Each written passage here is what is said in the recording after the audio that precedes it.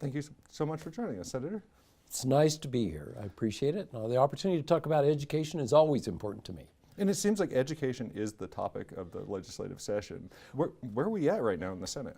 Well, you know, in the Senate, we've been working hard to accomplish and to pass bills. And in reality, I think the Senate has actually passed more education legislation this year than the House. Very unusual education, because typically there's a lot of legislation happening around education. This year, that really hasn't been the case. A couple of significant reasons. Number one, of course, we've got a new governor. And the old governor said, departments, agencies, don't bring new legislation. Let's let the new governor do that. So that's one hindering factor. And then the overlying fact that for the last 3 years we've been working on education funding. And so we recognized that education funding was going to be one of the major events that we would talk about this year. What, funding education in this building right now? I don't buy it. Well, every 5 years, right? Or more often, yes. And I want to touch on that a little bit later, but there have been some big things accomplished so far. I mean, we've got the K-3 literacy, we've got raising teacher salaries. What have you been getting done? Both of those issues, I think, are significant. They're high priorities for the governor. And in reality, I think they are priorities. K-3 literacy was one of the priorities that I said, set for myself, that I thought was very, very important. If we can't get our kids to read by the end of the 3rd grade, I don't think that we're really accomplishing what we need to in education. And so K-3 is a significant focus, and I want to commend the governor for having that be a focus, because we need to focus on that and get those kids to read. Are we seeing results yet, or is it too early to tell? Well, as you know, over the last 3 years, we've increased funding specifically for K-3 from 0 to 13 million. And I think that we're seeing small steps. But now it's time with this new funding, which is a huge commitment, to see big steps. And I believe that the legislature and the governor are saying, we are committed to making this happen, and here are the resources and the money to do that. Now you guys make it happen. And I am hopeful, and I believe positive, that our educators will really make it happen and make those children, and help those children, I should say more appropriately, help those children read. Do we have the metrics in place to make sure that the money is being spent successfully and that we're getting the return on investment? The distribution is what it has been the last 3 years. Now that is not necessarily, it's on a kind of a historical basis, the way it's distributed. And I think that there may be some look at next year of how we distributed that, and does there need to be a change there. But I think for general purposes, it's distributed in a pretty good fashion. And so I think that there will be money there available for whatever our districts and our teachers feel like that they need to do. And we hope that most of it, I think, goes into personnel, the reading specialists, those literacy, that personnel that will actually help those students that are struggling, teachers' aides, all of that. We think that we need more hands-on hand, particularly when it comes to that K-3. And it is important. I've been talking to a bunch of people in the corrections world, in the probation world, and a lot of them are pointing to, like, a lot of these kids, you know, they're coming our way, even in 2nd grade, depending on how they're performing in school there. You know, I hate to say that, because I believe that the system can make a difference, and I believe that we can make a difference each and every year. And I believe that a lot of our teachers do take those students that are in need of the most help and do make a difference in their lives so that they don't end up in the corrections system.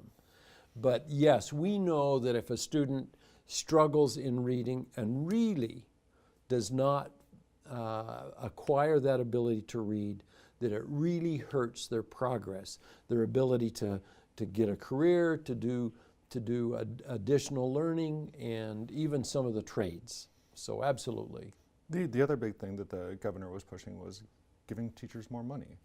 And it seems like we've had some movement on that. Well, we have. The governor, of course, one of his objectives was to increase teacher pay to $40,000 starting wage.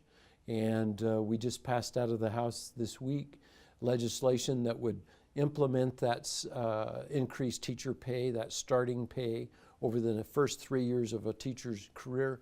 over a phase in, so that this year we get half of the way from 37,000 to 40, and next year we get all the way to 40,000 for starting pay.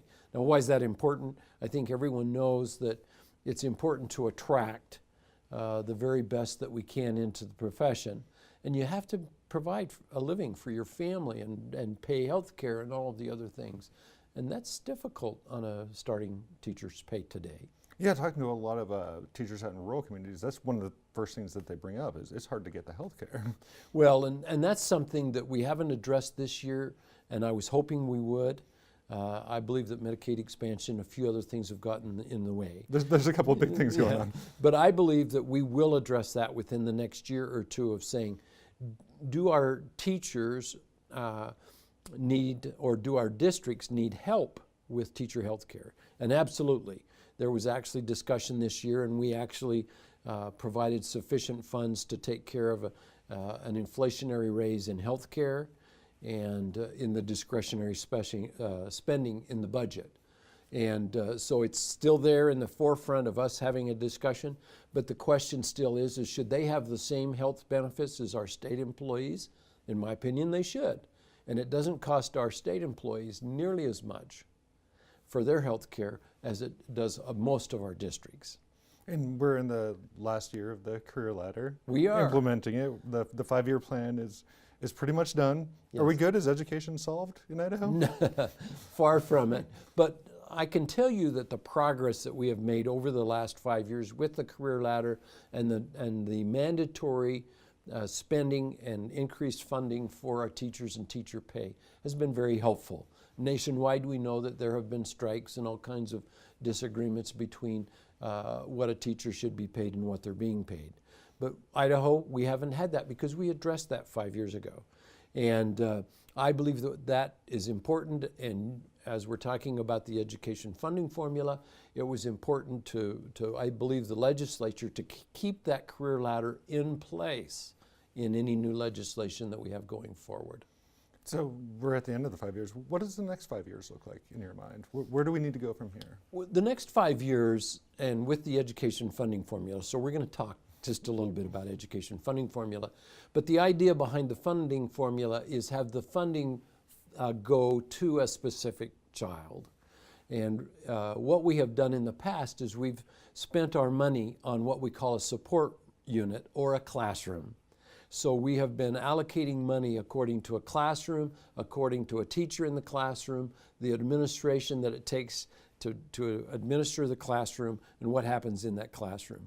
The new funding formula is saying the funding should go to the student and the needs of that student. So if that student is from an economically disadvantaged family, if that student has special learning needs, if that student is an English language learner, if that student is in a small rural school, those type of criteria, we will give additional funding or additional weights to that student. So every student has a dollar value assigned to it depending on that student itself and the weights that will come into the formula.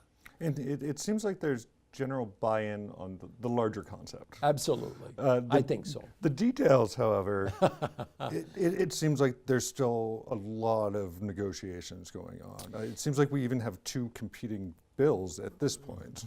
Well, we have spent, since the original draft and recommendation of the Funding Formula Committee gave the draft to the legislature, there's been an interim working group of both Senate, House, leadership, education leadership, and then the stakeholders. And we've met for almost 3 weeks. I think that we worked through 90% of the issues, and now it's time for one of those two bodies to bring a bill.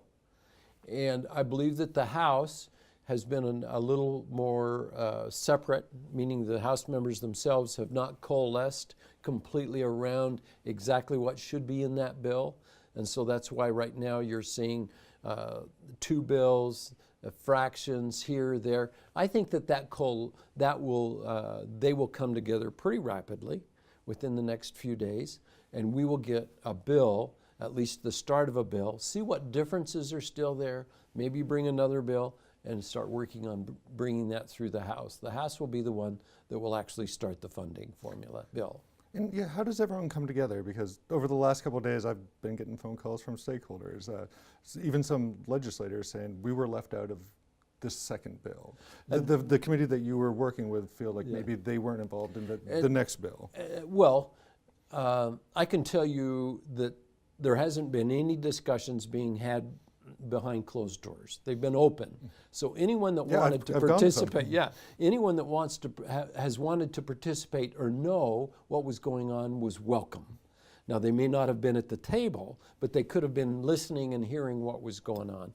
There were many House members that came in and listened. There were Senate members that came in and listened. And so if they're saying, well, we haven't had any input, I'm saying that's not necessarily the fault of the environment that we're making this legislation in. So take a breath, work with your committee, work within the committee process, within the legislative process. Work hard, get familiar with it, dive into it, read the legislation, make some of your concerns known to those that are working on the legislation, and let's get on with the legislative process. And are you going to get that group back together to kind of look at this new bill? No. The working group, in my opinion, has done what it needed to do. And that was talk about the major issues, some of the differences of opinion, and we covered all of that. And so now it's time for the House and the House members to start saying, this is what we really think ought to happen. Now, if someone asks me my opinion, I'm going to tell them, and hopefully some of those ideas that we have will coalesce. You've never been shy? And so it's time now to let the legislative process happen. Time for a bill to be brought, time for us to say, yes, this is what we want to do. And not everyone may agree, but the majority, if the majority agrees, then that's the way the legislative process works. It comes over to the Senate, and it's my challenge to make sure that my Senate people know what's happening in the process, and then we'll weigh in on the legislation and make it happen. You've got a lot of work to do because, I mean, this is a complicated bill. Even the folks on the respective education committees seem to still be getting a little bit confused on what's going on. I'd hate to have to explain it to everyone in the body. Part of the issue, though, is we've got a lot of new members, particularly in the House. And so when you have a lot of new members to education, it takes time to understand really how the system has worked and how we're hoping that it will work. And that does take some time. And I asked Representative Moyle just a couple hours ago, is it acceptable to push this to next year? Is it acceptable to have a buy-off on the concept and maybe iron out the details next year? Or does this need to get done this year? It's not acceptable to me, and I don't think it's acceptable to a lot of people. And the reason is we've already worked on it 3 years. And everyone that's, and I should say most of us that have worked around it for a year or two or three, understand it, understand what needs to happen, and it's our responsibility to educate those that haven't been here so long. And I think we can do it. I think if we miss the opportunity to at least get the framework in place, then we miss a real opportunity. And you need to realize, and anyone listening needs to know, that even when we put the legislation in process, there's actually a year before it actually happens. That's the intent. And then even after the year, there's hold harmless for 3 years. And so our districts will not see significant changes for at least, 3 to 4 years.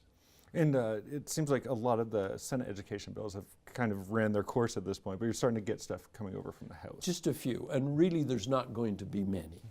And so there's, we have some really interesting bills that the House will consider over the next week that we've sent over, a couple of that we haven't quite sent over yet, which is a little late. But yes, we've got a few House bills that we are going to be working on. Is the idea to kind of take those bills up, they'll take your bills up, and you'll be done with your work? That's right. It's just the funding formula at that point. That's exactly right. Yep. Well, good luck with the process. Thank you. I think we'll need it. But again, I hate to pass up any opportunity to say thank you to our educators. That's where our students, where the real education happens, is when we have our teachers, our principals, and our administrators working together to make our students have the environment in which they can learn and give them the opportunity to learn. Special thanks always to them. And I'm sure they appreciate the thanks, but I'm sure they appreciate the pay raise too. Always. Thank you very much. Thank you.